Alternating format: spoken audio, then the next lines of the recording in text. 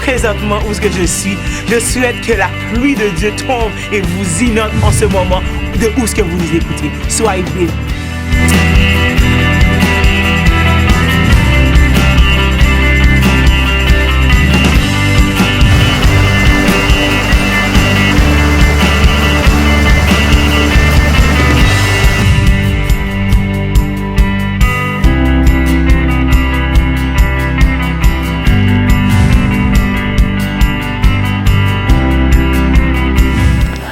Bonjour, bonsoir, bienvenue à Source TV, dépendamment de l'endroit où vous nous écoutez, il fait jour ou il fait soir. C'est avec beaucoup de plaisir que nous voulons vous accueillir sur les antennes de Source TV et ce qui nous intéresse aujourd'hui, c'est de débattre avec vous de ce qu'on appelle le compromis. Nous allons essayer de cerner un peu le compromis et la dynamique qui mène vers le jugement à travers le compromis. Ce que nous allons essayer de voir, c'est de comprendre c'est quoi la position de l'homme de Dieu, de la servante de Dieu par rapport au compromis, comment Dieu gère la question, comment l'homme gère la question et aussi qu'est-ce que nous devrions faire pour nous conformer à la parole de Dieu qui prévoit des conséquences par rapport au compromis et qui prévoit aussi des conséquences quand nous refusons de faire le compromis. Alors, c'est quoi le compromis? Quand on parle de compromis, j'ai vu le dictionnaire Larousse qui nous parle d'arrangement dans lequel deux personnes se trouvent impliquées et ils veulent obtenir quelque chose. Et il y a des compromis où certains gagnent et d'autres perdent. Il y a des compromis où il y a un gagnant et un perdant. Mais le compromis, la logique du compromis limite un peu les pertes. Donc, d'autres parlent du compromis dans une perspective de négociation. Donc, on négocie les positions, on négocie les actions pour que justement on atteigne certains objectifs.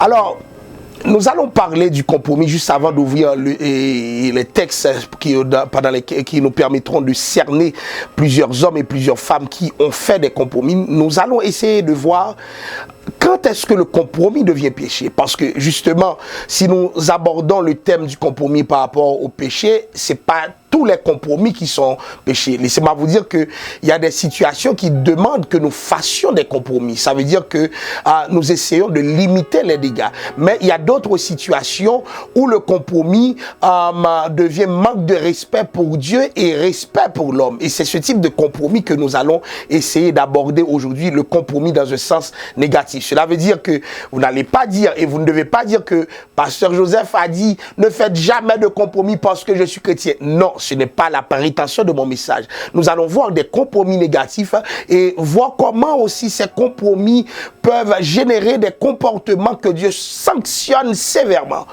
Et nous allons vous donner des détails, des indices pour vous permettre d'éviter ces sanctions de la part du Seigneur.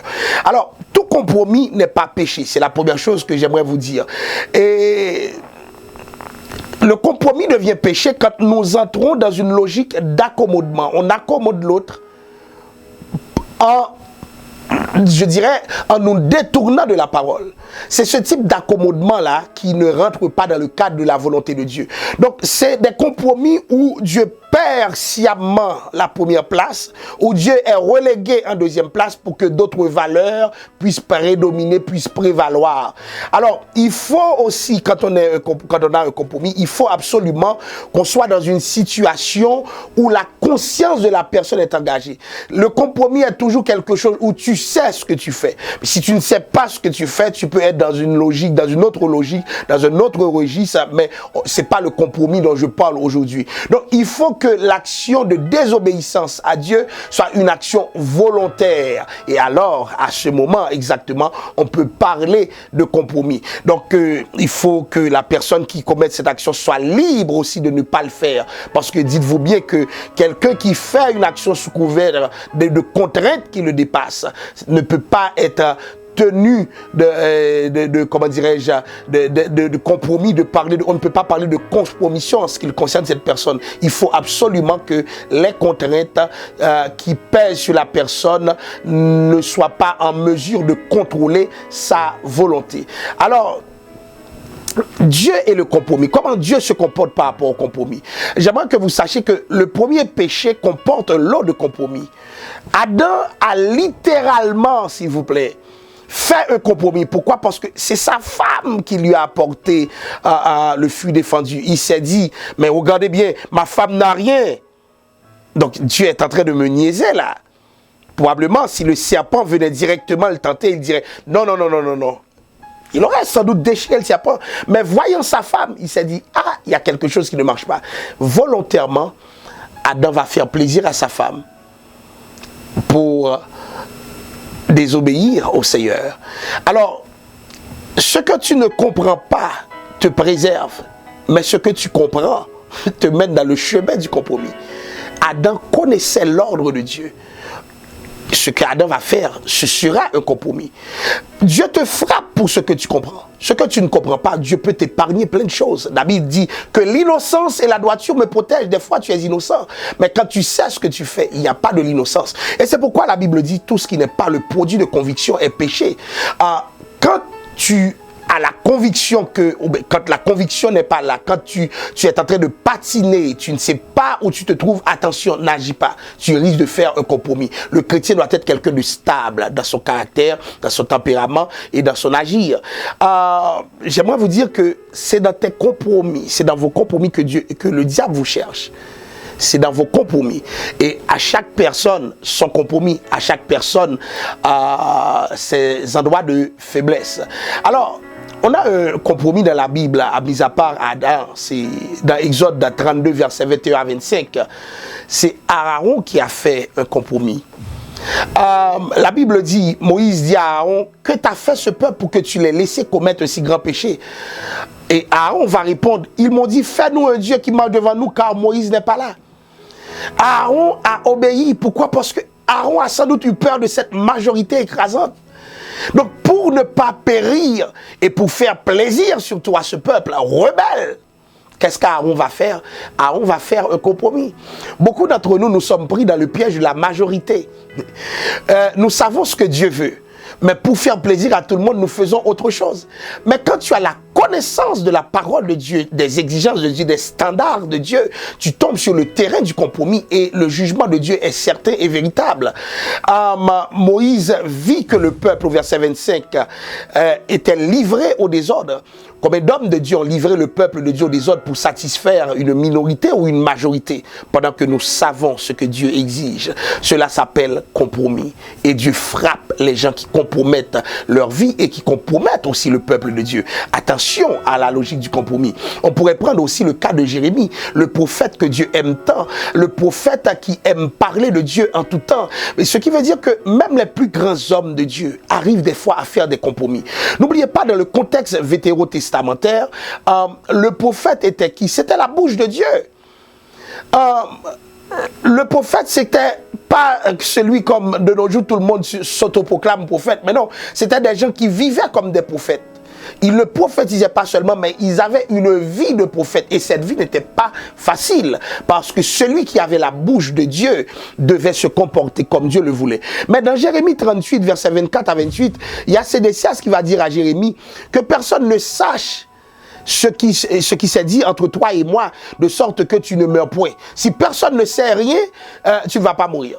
Mais des chefs sont venus voir Jérémie.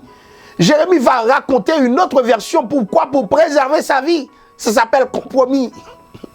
Des fois, pour préserver notre petite personne, nous faisons des compromis. Nous ne voulons pas tomber dans des pièges. Nous ne voulons pas être menacés. Nous ne voulons pas disparaître. Ce que Jérémie n'a pas compris, c'est que jusque-là, jusque dans cette phase de son ministère, si ce n'était pas Dieu, il serait déjà mort. Ce n'est pas à Sédécias de lui dire quoi faire. Et Jérémie va pratiquement mentir pour préserver sa vie. Ça s'appelle compromis.